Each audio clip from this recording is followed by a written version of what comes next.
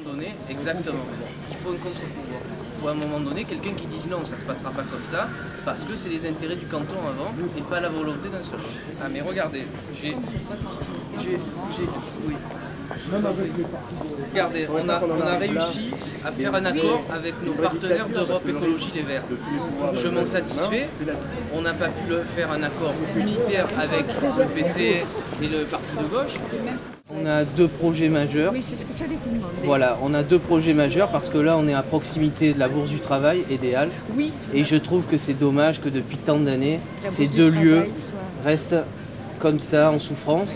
Sur la Bourse du Travail, j'aimerais qu'une médiathèque soit implantée, un projet ambitieux, comme ça s'est fait sur d'autres cantons, on a la possibilité de le faire.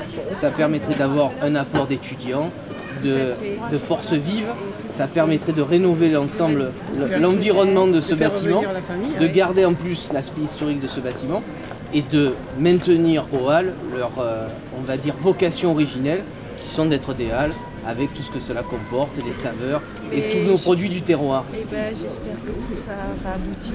Ben, écoutez, on y met la force et la volonté. Merci en tout cas de votre écoute, madame, et passez un bon week-end. À vous aussi et merci. Le centre-ville est complètement délaissé. Hein. On voit qu'il y a des projets mais qui sont dans les tiroirs depuis de très longues années. Tout à fait. C'est à l'abandon, c'est un lieu de passage. Il y a beaucoup de monde qui passe dans le centre-ville, on s'en occupe un peu moins que dans certains quartiers. Les quartiers, on s'en occupe parce qu'il y a des gens qui sont attitrés, qui sont là, mais quand vous êtes dans un centre-ville, les gens pensent que vous êtes uniquement de passage, alors qu'il y a quand même une vie.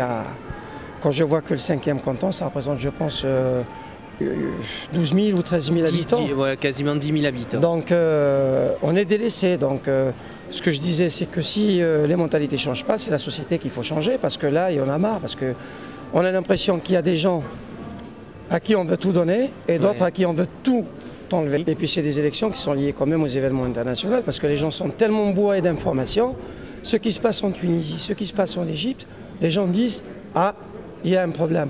Mais il y a un problème chez nous aussi, hein. Il faut pas aller loin. On a l'impression que les gens se bougent là-bas et qu'ici on ne veut plus changer notre société. On a envie qu'elle reste comme ça, on est figé. Ça ne bouge plus, ça ne bougera pas si on ne se donne pas les moyens. Et moi je lance plus un appel aux jeunes qui ont un bulletin de vote entre les mains, qui s'en servent et qui s'en servent bien comme il faut. Parce que qu'est-ce qui a changé à Toulon? C'est la question qu'on se pose. Qu'est-ce qui a changé, à part les palmiers? À part les palmiers et les places. Merci monsieur. Merci monsieur. On fait rien pour les gens. Et ce qu'on a nous, c'est le bruit et tout.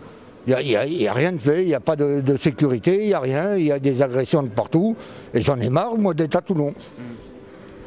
Et Toulon, moi, je le connais depuis assez longtemps. Je suis rentré en 1974 à l'armée à Fréjus.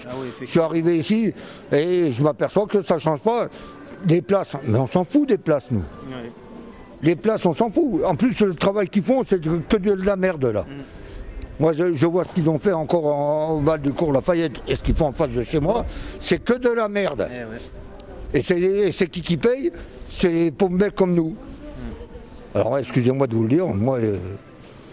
Mais justement, il faut changer, monsieur.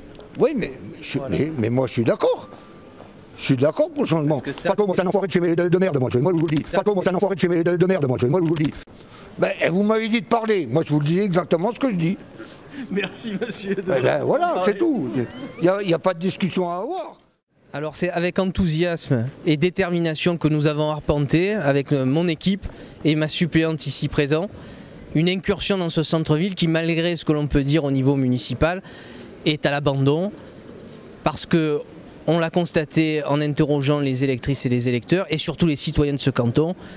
Ce canton manque cruellement de moyens, manque cruellement d'attention, manque cruellement de mobilisation en termes de logement, en termes de dynamisme, en termes de transport. Le constat est toujours le même.